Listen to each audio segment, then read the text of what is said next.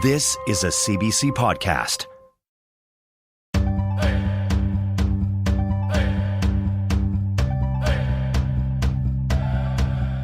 Danse Anine Boujou, hello and welcome.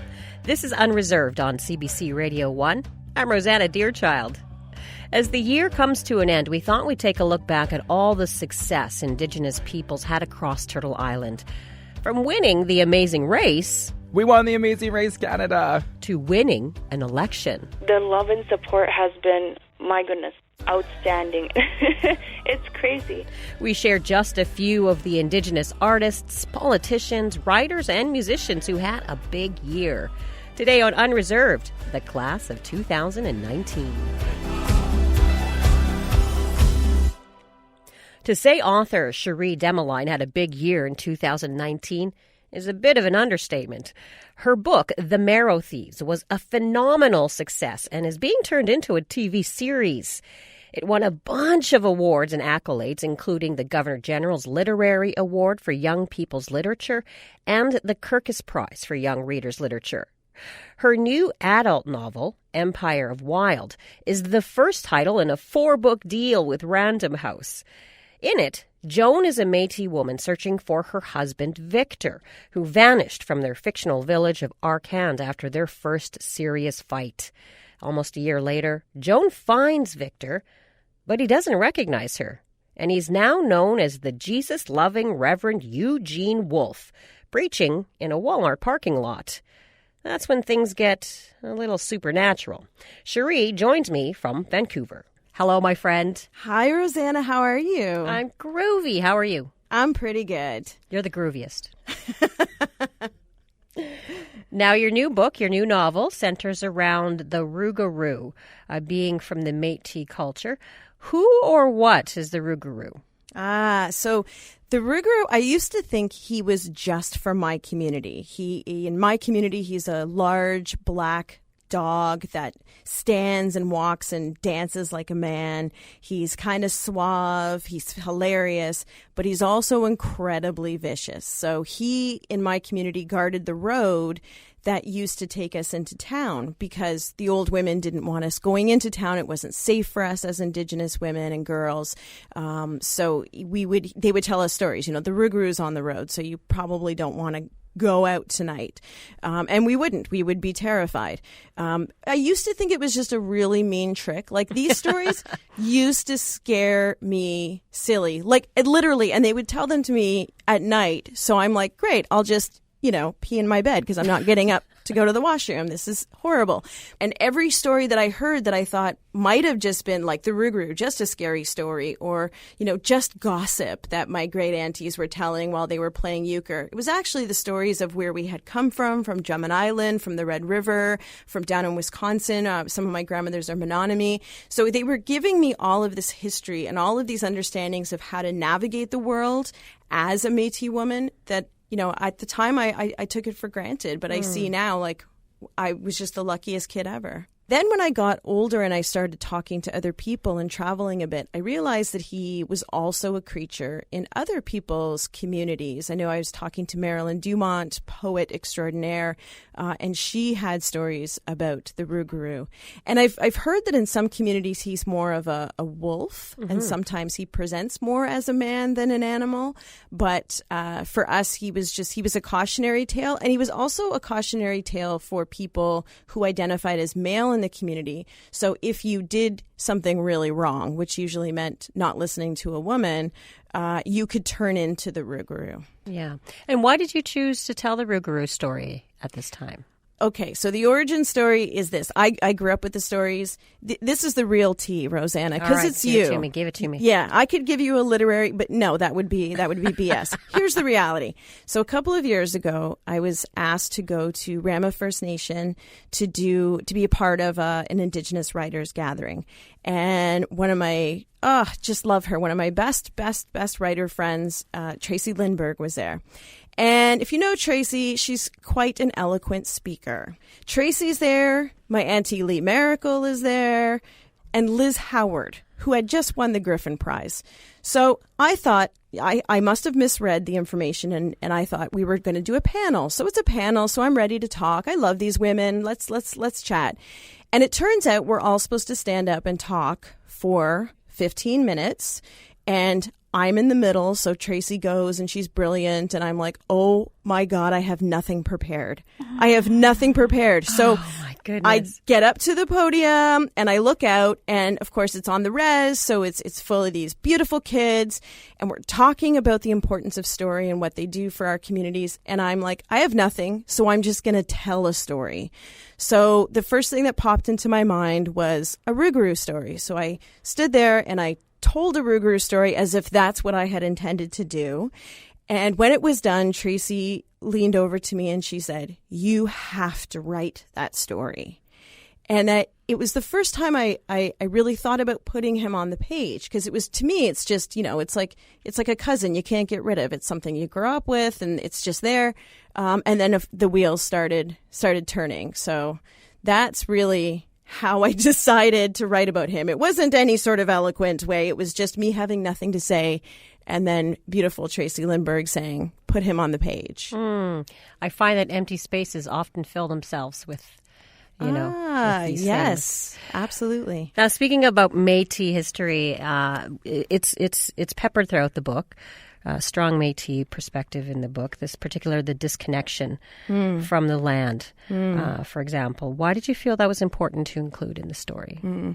So for us, our community, it's now cottage country. It's beautiful. The name of the town is Penetanguishene, which is Anishinaabe for land of the rolling white sands. It's gorgeous. Unfortunately, it's pretty close to Toronto.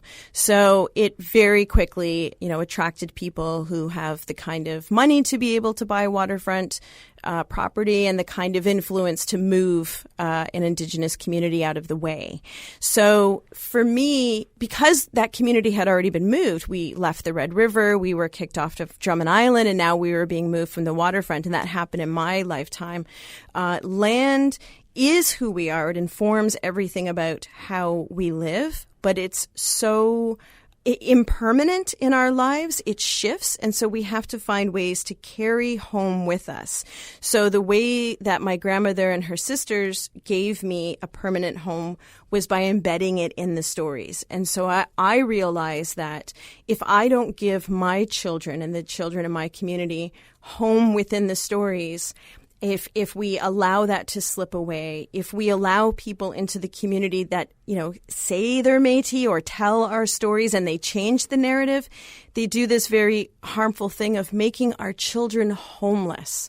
And I refuse to allow the children to be homeless. So it becomes imperative for me in the stories to make sure that I always keep that in mind. And it doesn't really matter what I'm writing. I always recognize that because of, our unique trauma, which is not really unique for Indigenous people, but because of the specificity of that land and how we were moved, that it is my job to ensure that in every story there's a place for our community to live. Mm-hmm. You do this brilliant thing where you wrap these ideas, these issues, I hate to call them issues because they're our lives. You talk about the disconnection from land in a Rougarou story. You talk about colonization and residential schools and assimilation in your first novel, The Marrow Thieves. These really tough subjects. Is that intentional? Do you know that you're doing that when you're doing it? And you're like, haha, Canada, you're going to learn something. I anteed you. You're learning something. Exactly. You think you're playing euchre? No, not so much. That's right. Well, okay, so I have to say, my first audience is always us. My first readers, when I think about who I want to read this book, like The Marrow Thieves was a love letter to Indigenous youth. Specifically, it was a love letter to two-spirited Indigenous youth. We need those kids. As a global community, we cannot move forward without them, and we were losing too many of them. So they absolutely were my first intended audience. It's their book. It's for them. So as it moves into a TV series, it's their damn TV series. It's all about them. With Empire, it was a celebration of the women in our community. We continue to live but also read and hear about so much trauma, the trauma of being an Indigenous woman. I desperately, for a moment, wanted to talk about the heaviest weight, the heaviest burden that we carry, and that's, of course, the weight of the love that we carry. And so I wanted for a moment to just push aside a bit of the trauma and the violence to celebrate the joy of being an Indigenous woman, how beautiful it is to live in that space. And so that's always my first intention, is to give a story for us. And then secondary to that, there is that part where I'm like, you're going to learn something today, Canada. So for the people that, this sort of the second readers, I try and illuminate that. But I always try and do it in a way, I want to talk about residential school, and I want to talk about assimilation, and I want to talk about, like, in Empire, I want to talk about what happens when the church displaces people from the land and how that leaves us vulnerable to resource extraction. I want to talk about those issues, but I want to do it in a way that's surrounded by our humor and those moments of joy, so that I'm never leaving or abandoning those first readers. I'm not abandoning the Indigenous audience that I wrote the book for by piling on so much heavy that we can't stop for a moment and laugh. Interesting. That's beautiful. So, Cherie, when Indigo chose Empire as the top book of 2019, for heaven's sake, hadn't even read it yet. What did you think? What did that feel like? I was absolutely shocked, to be honest. I'm like, did they read the book? I mean, it pretty much calls out all of Canada, and it's the other thing is, and the same thing happened with the Marrow Thieves. I wrote a book that was so specifically from our worldview, that had an Indigenous core, everything about the way people. My favorite thing is when I go into communities or cities, and I run into, like, other Nietzsche's, and they're like, I could hear myself when they talk. When they spoke. And I'm like, wow, that's the best compliment. So I'm always shocked when sort of there's this mainstream success, because I'm like, oh, wow, okay, great. That's great. Did you get that joke? I don't know if so I was really, really shocked. I was very honored, because I know that that list is chosen by the staff who read all of the books. So it wasn't sort of a lottery process or a publisher issue. It was the actual readers who chose it. I was also really happy when the full list came out, because my cousin, Jesse Thistle, is the number 3 book with From the Ashes, his book. Empire was number 1. So Margaret Atwood is like basically the Spam in our Spam sandwich at number 2. So you're the Bannock, and then we got the Spam. Then so I got it. So it was perfect. Picture in my mind. Thank you very much. Cherie, always a pleasure to speak with you. Oh, Rosanna, I'm so happy to speak with you. Well, we look forward to seeing what 2020 is going to bring. Me too. For you. Thank you so much. Thank you. Cherie Demoline's latest book, Empire of Wild, landed the number 1 spot on Indigo's top 50 books of 2019. This is Unreserved on CBC Radio 1, Sirius XM 169, and Native Voice 1. I'm Rosanna Deerchild. Anthony Johnson and James McCocus may have won the Amazing Race Canada this year, but just as important to them was representing Indigenous people on a national stage. As they supported their community's causes, awareness for missing and murdered Indigenous women and girls, clean drinking water, they felt the support right back.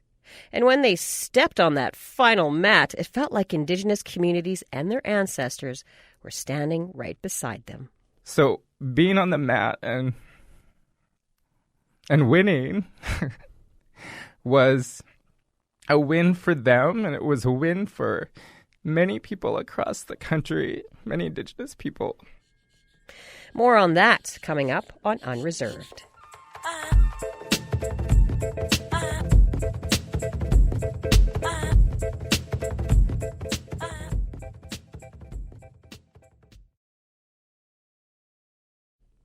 This is Unreserved on CBC Radio 1, Sirius XM 169, and Native Voice 1. I'm Rosanna Deerchild. Celebrating the class of 2019 and highlighting some of the Indigenous newsmakers of the past year.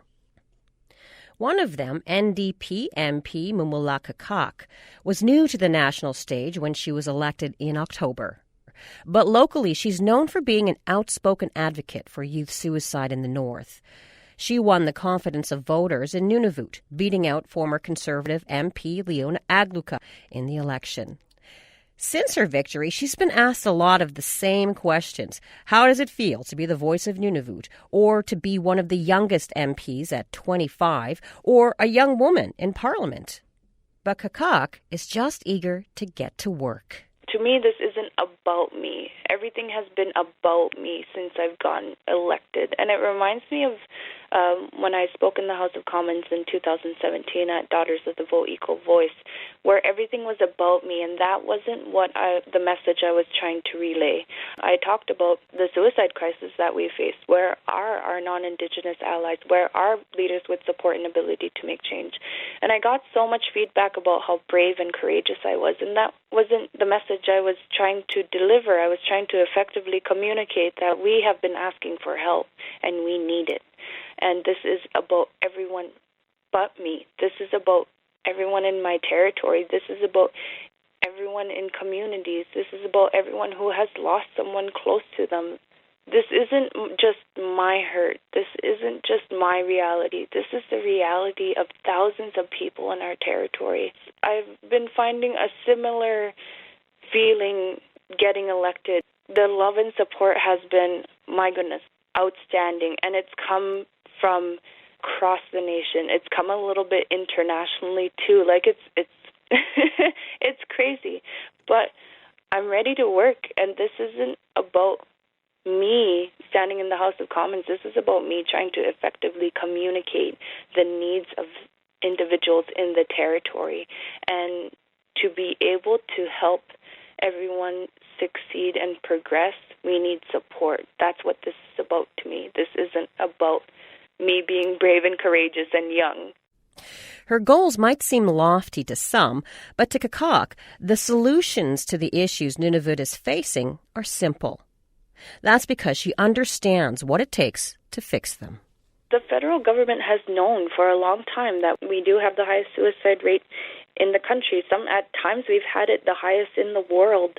The federal government knows that we face lack of housing, face food insecurity, face high living costs. So why don't we see the change that we should? Is it not high on the priority list that Nunavut and Inuit deserve clean drinking water, deserve a place to live, deserve to eat? Like, what is that barrier? What is stopping that from happening?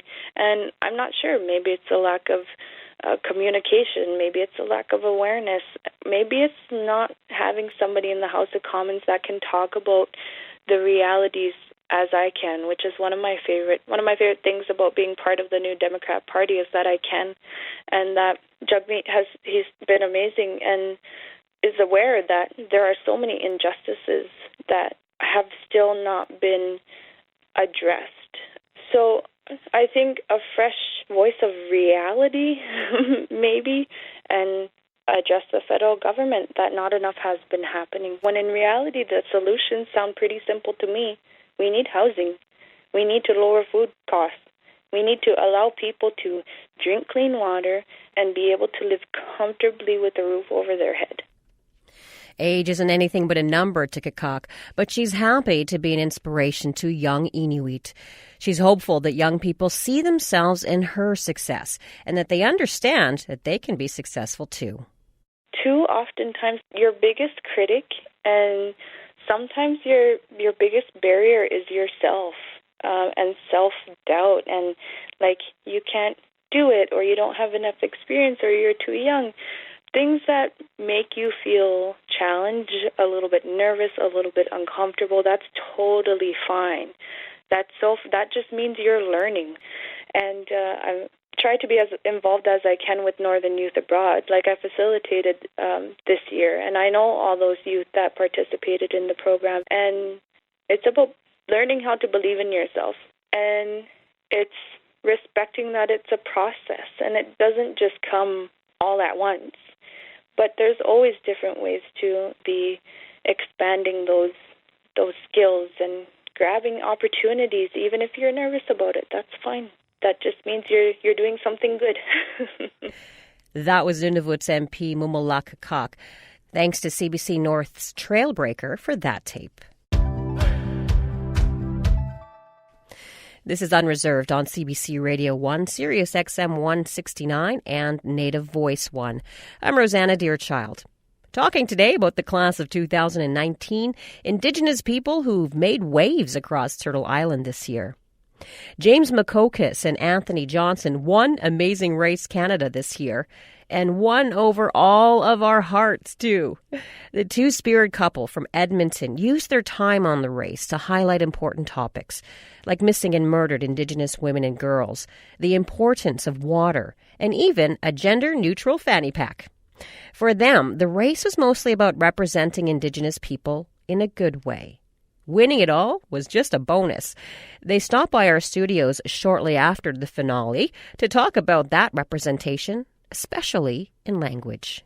James, should we share the big news? Should we share Team Agamemuk's big accomplishment? I don't know. We won the Amazing Race Canada. Our team name is Team Agamemuk, which refers to many people not giving up and persevering and continuing in the face of adversity and at any challenge and at any cost where you think you're not going to be able to go through it. Agamemuk is a singular, you would refer to one person. Agamemuk is referring to many people. And for me in particular, this was so important because when I was in medical school and university, because I was in school for 13 years, and it got really tough because of, just the academic rigor of things, or, working a 36 hour shift as a resident physician, or experiencing racism, or, being told that I'm not going to succeed, or that, different things like that come up as barriers and challenges. And we wanted to give up that my family would bring us home, even if it was for a weekend, and arrange a ceremony for us, whether that was a mahtutsan. Mahto in Cree means to cry. Mahtutsan is the crying lodge or the sweat lodge, where we go to help ourselves be connected with Gikawinoaski, Mother Earth. It's like a womb, to be connected with that again. And there's many teachings in that, but they would arrange for that. And our elders, when we'd go home, they'd be like, Agamemuk nosem, don't give up my grandchild. And they would be so encouraging for me and my sister. And so being on the mat and winning was a win for them, and it was a win for many people across the country, many Indigenous people. And it was a win for my grandparents and grandmothers and cookums and wisdoms who have taught me many things about how to be a good nehio, a good person, who are no longer with us. And so that's why it was so significant, because it represented and embodied many experiences for many people. But Anthony actually came up with the name. Yeah. So some people know that we got married during a marathon, and James loves to run. He's done like 16 or 17 marathons. That was my first. And but I'm not like, if it's like, Anthony, what are you going to do this Saturday? Like, you will never hear me be like, I'm going for a run. Like, it's not a thing that I want to do. I have to do it to maintain health. But I was out running one day, and I came back, and he's like, you went for a run? I was like, yes, I went for a run. And there was this point in the run where I wanted to give up. And we had been talking about our name. We knew we were going to be on this show, and we were like, what's significant? Like, what would make sense? And during that run, I came back, and I was like, I know what our team name is, and it's Team Agamemuk, because I didn't want to give up. I went for a run because the training started for the race months before. Like, I was like, we have to get ready. I want to run. I don't want to let my husband down. So I was out running. And the cool thing about Agamemuk is that it's easy to say. It's a fun word. But this word and this phrase and this idea exists in many languages. And so the beauty of our name, and this is the first place we're sharing this, is that Team Agamemuk isn't Anthony and James. Team Agamemuk is every person out in the world who doesn't want to give up and who wants to keep going. So it could be like Team Fuerte in Spanish, like that strength, that drive, like team get her done, or even, Team Giver. Team Giver. Yeah, Team Giver in English. Like, it's this idea that we refuse to give up because we believe and we have strength and we're worthy and we won't stop, because why should we? There were so many people that were holding us up on their shoulders, who were with us in spirit, who were running beside us, and we could feel them doing that. Like, all of the people I was thinking this morning, who might have attended residential schools or different things like that, and who didn't have the opportunity to experience amazing things and do whatever they wanted and have the freedom and liberation to live their lives in a way that they were meant to by Creator because of federal policy, that or who couldn't even run away from residential schools, or who tried to run away, like my grandfather when he was 5, and who ran about 150 kilometers as a 5-year-old from Edmonton to where we were, that we were doing it for all of them. And it felt so good. And so many people have supported us along the way in various capacities. And we embodied that for them. We embodied Agamemuk, don't give up, which is something that our elders always told us when things got hard. And it was important to have that in our team name. Yeah. And, I'm excited that I get to share this on this particular, in this place, because, you see the mat, you get to the mat, and the physical sensation is elation. And what that feels like is, if you think about the shape of a lightning bolt, like a zigzag shape, there's multiple of those reverberating through your body, like pushing you up, and you feel this sense of joy and elation. Like, that's what it is. You're on cloud 9, and then your mind's clear. And then there was a point where I looked at our other racers, and I made eye contact with Arthi and his sisters, and I saw tears. And you'll see on the show that the mat was set behind the backdrop of this beautiful lake. And suddenly that energy settled within my body, pushed out through my feet, and kind of spread out among the earth where we were at. And the only thing to do in that moment was to respect the people who helped guide our path to that place. And the ability to be connected to that energy, the ability to understand what that feels like, and the ability for me to express that now is 100% the result of speaking our Indigenous languages. Because the process of Indigenous languages, the thing that it creates inside your mind, is a connection to energy and space and people and time and water and elements and animals and plants in a way that other languages don't do that.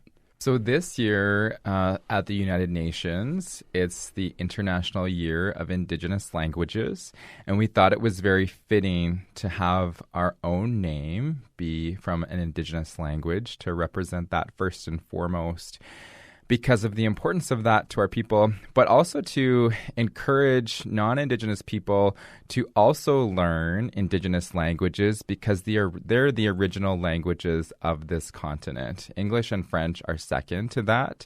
And whatever territory that you live in, you should be able to communicate in a greeting or in a way that is respectful of the original people of that particular area, because that is their territory that they never gave up. We agreed to share this territory in treaty, and as a good treaty partner, you should learn the languages of the people that live there as well. Yeah, and one thing about that is it's been really interesting to see, our settler friends, or as some people call them, woke settlers, which for me invokes a picture of like a pilgrim with big eyes. Like, I'm awake. We love woke settlers. We love woke settlers. But it's fun to hear them try and say. And one of the things that I see is sometimes there's a fear or there's a trepidation, like, I don't want to use your language because it's not mine. And we've taken so much. And the thing is, when you're using someone's languages, it's an extension into their heart, and saying, I want to acknowledge you in a way that's significant and meaningful to you. And, please use it. Please say Agomimo. Please try and say something, because it's a connection. It's an olive branch. It's a bridge towards being together. But the cool thing is that many people already say many Indigenous words that they don't even realize. And so that's the cool thing about them, because many places across Turtle Island are from Indigenous languages. Ganachige, which means to describe a clean place, is how some people interpret how the word Canada came, but also it can be described as a village in another Indigenous languages in the eastern part of this country. Or Manitoba is from Manitou Ahpit, where creators sat, and there's a very symbolic place in that area, which is the center of this land, which is where Treaty 1 comes from, which is why Treaty 1 stems there, because it needed to be there, which is in our teachings about that. Then next to that is Saskatchewan, which is from Saskatchewan, which is the fast-flowing river or waters which originate in the glaciers of Assiniboine, the mountains where the glaciers are from, where we say the Thunderbirds are from, and the importance of that. And so there's many different places, even if it's Chicago, Sikahkwak, which is from Cree, which describes a smelly place like a skunk, because it was built on a swamp. Or Mississippi, the big waters, which describes that river. And so there's many different places across the land, and that tells people that Indigenous people just didn't live on a reserve. We're not supposed to live on reserves. We're supposed to live in our whole territory and have access to those. That was Anthony Johnson and James McCocus, the 2019 winners of the Amazing Race Canada.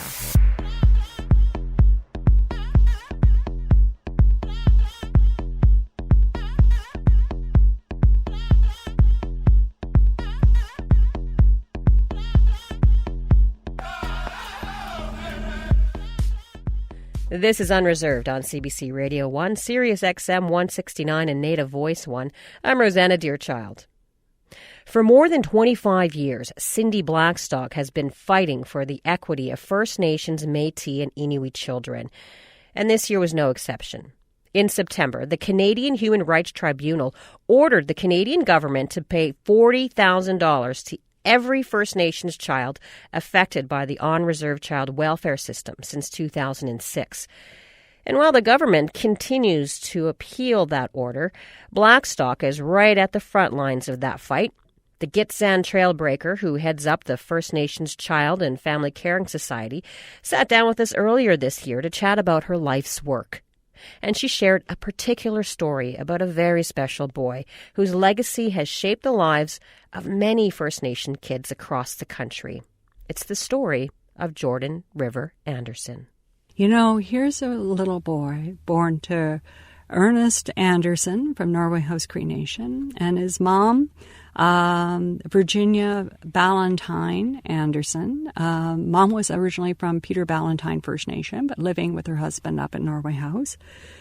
Jordan was born in 1999 on October 22nd, and he had some complex medical needs, so he had to stay in hospital for the first 2 years of his life. But finally, the family and community had worked with doctors, and they had come up with a plan where Jordan would be in a medically trained foster home close to the hospital just to see if he could stabilize outside of the hospital but still have access to the medical treatment he needed. And then when he stabilized there, he was going to go back home to Norway House, live with his family. If he was non-Indigenous, he would have done that because the province of Manitoba would have picked up the bill.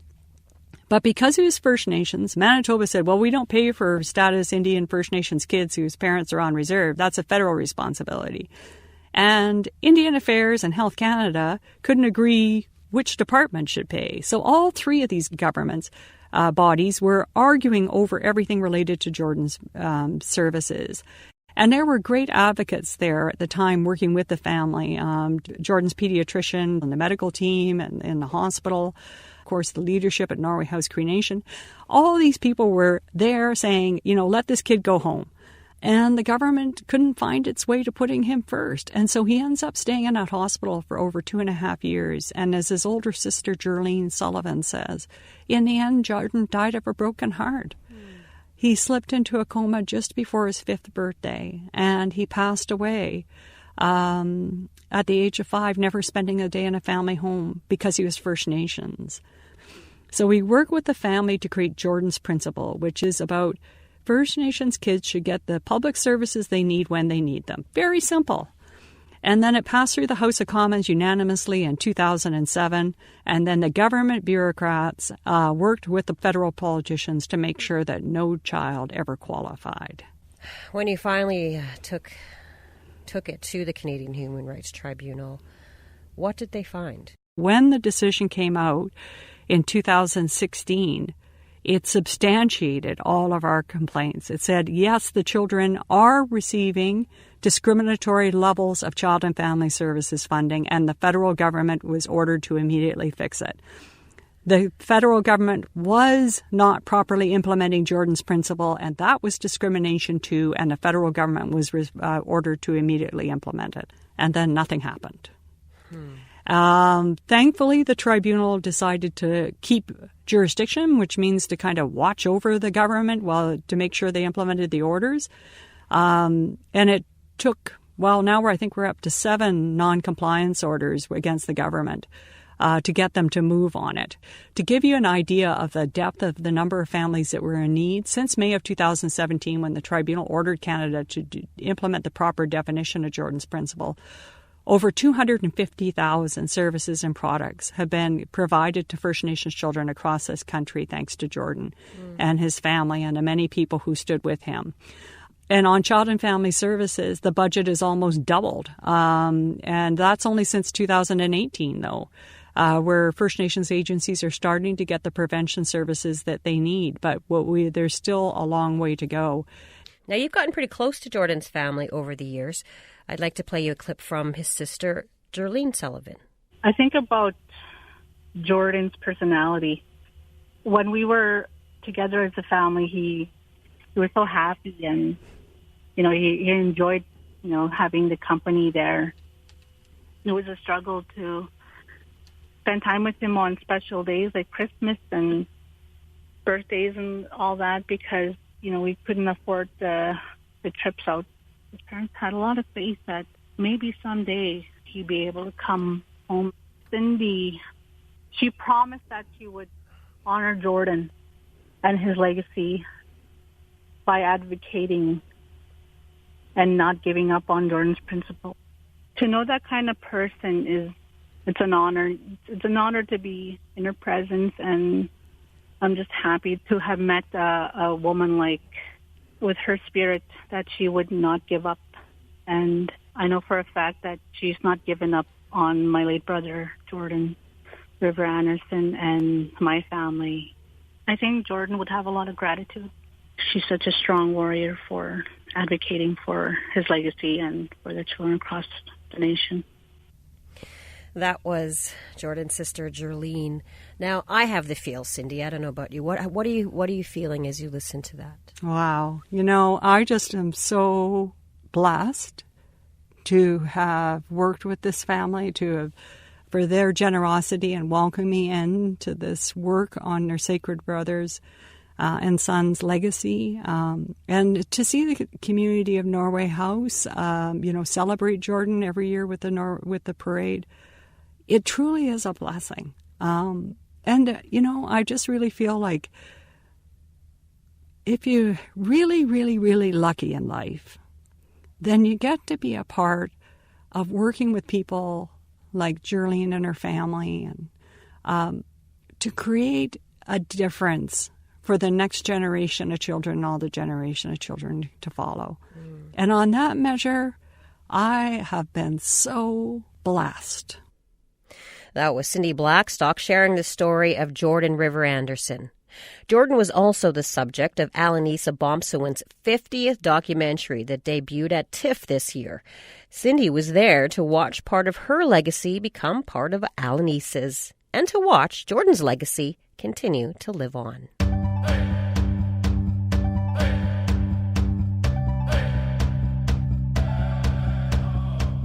That's it for this week's episode of Unreserved.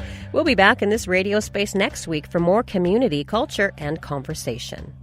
If you want to learn more or share any of the stories you heard on the show today, you can find them on our website, cbc.ca/unreserved. This episode was produced by Stephanie Cram, Kyle Musica, Zoe Tennant, and Anna Lazowski.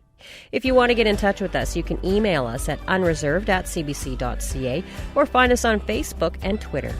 I'm your favorite cousin, Rosanna Deerchild, coming at you from Winnipeg in Treaty 1 territory. Thank you for listening to Unreserved on CBC Radio 1. Agasay.